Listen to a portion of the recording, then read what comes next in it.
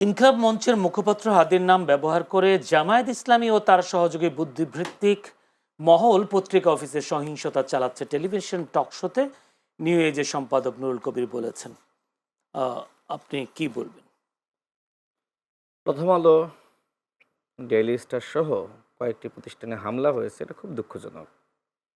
বাংলাদেশের ইতিহাসে এই ঘটনা অতীতে ঘটে নাই। হ্যাঁ, যেটি হয়েছে, একজন সম্পাদক, তার সাথে বেয়াদবি করা হয়েছে, মুক্তিযুদ্ধ মঞ্চের নেতারা বেয়াদবি করেছিল এবং আরও অনেক ঘটনা ঘটেছে, সাংবাদিকদের নামে মামলা হয়েছে। যে এইভাবে পত্রিকা অফিস পুড়িয়ে দেওয়া, অসংখ্য সাংবাদিক সেই অফিসে ছিল। এই মানুষগুলো যদি মারা যেত কি হতো? এবং সেখানে নুরুল কবির সাহেব গেলেন, তার সাথে যে ধরনের আচরণ করা হলো, তার চুল তো বড় রাখেন, চুলের পিছনে আমাদের ইউনুস স্যার তো বড় রাখেন, চুলের মুষ্টি ধরা হলো, তাই না? এ তো বেয়াদবি। কারা করলো এগুলো? এখন এই সংযোগ কিভাবে করা হচ্ছে? এর সাথে জামাত বা ছাত্র শিবির জড়িত।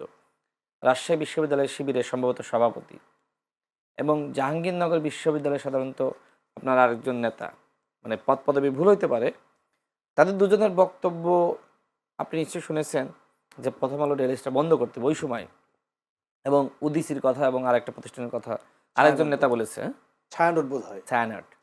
এখন এই যে সংযোগগুলো আসলে মিলে যাচ্ছে, যে একই সময় হামলা হচ্ছে, আবার শিবিরের নেতাদের বক্তব্য, যদিও ছাত্র শিবিরের পক্ষ থেকে বলা হচ্ছে যে এটা আমাদের সংগঠনের সাথে মানে আদর্শের সাথে যায় না, এটা আসলে সংগঠন দায় নিবে না। এবং সংগঠন যখন দায় নিবে না, তাহলে সাংগঠনিক ব্যবস্থা নিতে হবে। আপনি কি কোনো পানিশমেন্ট দিয়েছেন, তাদের বহিষ্কার করেছেন, সরিয়ে দিয়েছেন? তাহলে আপনার যে আদর্শিক সংগঠনে জবাব দিতে থাকতে হয়। যদি আপনি দায়টা না নিতে চান, এ ধরনের বক্তব্য দেওয়ার কারণে তাদেরকে আপনি কারণ দর্শনের নোটিশ দিবেন, যথাযথ উত্তর না পেলে আপনি পানিশমেন্টে বহিষ্কার করে দিবেন। এর আগে জামাতের একজন নেতা তিনি বলেছিলেন যে রোজা এবং পূজা মুদ্রার এপিঠ ওপিঠ। এই বক্তব্যের কারণে আমাদের যারা হিন্দু সম্প্রদায়ের রয়েছেন তারা ক্ষুব্ধ হয়েছিলেন, এবং মুসলমান হিসেবে আমরাও ক্ষুব্ধ হয়েছি। জামাত দল হিসেবে কোনো নোটিশ দিয়েছে, জবাব দিতে চেয়েছে, ব্যাখ্যা চেয়েছে, বিশ্লেষণ চেয়েছে? চাই নাই তো। এখন কোনো হিন্দু ভাই বা বোন তারা কি রোজা পালন করবে যদি মুদ্রার এপিঠ ওপিঠ হয়? তার ব্যাখ্যা আছে, ঠিক আছে, তার ব্যাখ্যা আছে, সে তার মতন করে বলতে চাই। এটা তো হয় না। এটা কি হয়? তো এইভাবে কিন্তু ভোটের জন্য আমরা দেখলাম যে আমাদের নেতারা বিভিন্ন ধরনের বক্তব্য দিচ্ছে, আবার বিপ্লবী সাজার জন্য প্লাস এনসিপির নেতৃবৃন্দের ওই রাতের পোস্টগুলো দেখেন, ভাই নিশ্চয়ই দেখেছেন, যে ওই রাতে মনে হচ্ছে যে দ্বিতীয় বিপ্লবের সুযোগ দিয়েছে, যেটা আমি দেখেছি এনসিপির একদম শীর্ষ নেতৃত্বের জায়গা থেকে। তো আপনারা দ্বিতীয় বিপ্লব কেন করতে পারলেন না? শাহবাগে ওই দিন ডাকসুর পক্ষ থেকে, সাধারণত শিবিরের পক্ষ থেকে তারা প্রোগ্রাম করলো, এনসিপি ওই দিন প্রোগ্রামটা স্থগিত করলো, তাই না?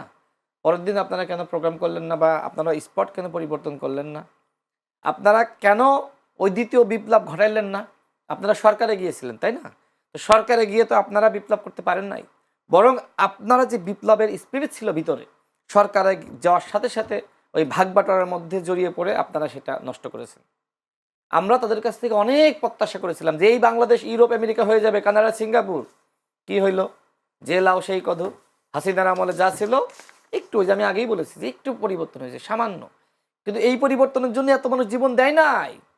এই পরিবর্তনের জন্য আমার 30,000 মানুষ এইভাবে রক্তাক্ত হয় নাই, লাখো কোটি কোটি মানুষ রাজপথে নামে নাই। তো পরিবর্তনের সেই স্পিরিটটা তো বন্ধ হয়ে গেছে, এবং যারা নায়ক ছিল তারা কিন্তু এটা আসলে আর কন্টিনিউ করতে পারে নাই। মানে আমাদের দেশের চরিত্র যেটা, শেখ মুজিব কি হয়েছিল? শেখ মুজিব একজন মহানায়ক ছিল না? সে ক্ষমতা পাওয়ার পরে মহা ভিলেন হয়ে গেল। এখন আমাদের যারা গণঅভ্যুত্থানের নেতা, আমি তাদের ভিলেন কোনোভাবে বলতে চাই না। আমি ওই যে আগে বললাম না যে এখন তো আমরা কিছুটা হইলেও বউবাসের সাথে ঘুমাইতে পারতেছি, খাইতে পারতেছি, পালিয়ে বেড়াইতে হচ্ছে। হ্যাঁ, আমি তাদেরকে ধন্যবাদ জানাই যে তারা ওই সময় সঠিক সিদ্ধান্ত নিয়েছিলেন সবার সাথে সমন্বয় করার মাধ্যমে। সেটা এবি পার্টির সাথে, গণ অধিকার পরিষদের সাথে আমরা একসাথে কাজগুলো করার সুযোগটা হয়েছে। কিন্তু সমস্যা হলো সরকারে যাওয়ার পরে, আরে কিসের এবি পার্টি, বাদ দাও, এলো গুনার সময় নাই, গণ অধিকার পরিষদ, আরে ওরা তো ছোট দল। এইভাবে নিজেরা নিজেদেরকে বিশাল মনে করে বাকি সবাইকে মাইনাস করলো। যেটা আপনি যদি মঞ্জুবার বক্তব্য শোনেন, শুরুর দিকে ফুয়াদ ভাই অনেক সমালোচনা করেছে, যদিও ফুয়াদ ভাই পরবর্তীতে তাদের অনেক প্রশংসা করেছে, সেটা ভিন্ন আলাপ। কিন্তু আমার কথা হলো এই মহানায়কদের কাছ থেকে আমরা মহা বাংলাদেশ চেয়েছিলাম, উন্নত সমৃদ্ধ বাংলাদেশ চেয়েছিলাম। ওই যে প্রত্যাশা পূরণ হয়নি, যে কারণে আক্ষেপ। আজকে আমি বা সানি ভাই ক্ষুব্ধ কেন? আজকে সারা বাংলাদেশের মানুষ কেন হাদিকে মহানায়ক বলছে? কেন হাদিকে বলছে যে হাদি একজন সম্মুখ সারির যোদ্ধা? কেন বলছে? কারণ ছোট করতে হবে। হ্যাঁ, ছোট করছি, কারণ হাদি ওই বিপ্লবের স্পিরিটটা ধারণ করে কন্টিনিউ করছিল আগ্রাসনের বিরুদ্ধে, আধিপত্যবাদের বিরুদ্ধে, আওয়ামী ফ্যাসিজমের বিরুদ্ধে, ফ্যাসিবাদ নির্মূলের পক্ষে কাজ করছিলেন। কিন্তু আমাদের যাদের ওই দায়িত্বটা আমরা দিয়েছিলাম, তারা সচিবালয়ে গিয়ে কী করলেন? তারা ওই ফ্যাসিবাদকে পুনর্বাসিত করলেন। নিয়োগের স্বচ্ছতা নাই, জবাবদিহিতা নাই, কিচ্ছু নাই। মানে আওয়ামী স্টাইলে যত নিয়োগ ছিল, যে স্টাইলে হয়তো ওই যে লাউ সেই কদু। এই জন্য মানুষ কিন্তু অনেকটা ত্যক্ত বিরক্ত। এই জন্য কিন্তু আজকে যেখানে অন্যদেরকে মহানায়ক মনে করার কথা, সেই জায়গায় সেই জায়গাটা দখল করে নিয়েছে আমাদের উসমান হাদি, যিনি কিন্তু জুলাই আন্দোলনের কোনো কমিটির সমন্বয়ক ছিলেন না, একজন জাস্ট অংশগ্রহণকারী ছিলেন। সে কিন্তু এই বিপ্লবের স্পিরিটটা ধারণ করার জন্য আজকে সে মহানায়ক হিসেবে আমাদের কাছে, আমাদের সামনে আজকে আমরা তার আদর্শ মানে পালন করার আমরা স্বপ্ন দেখছি। ধন্যবাদ।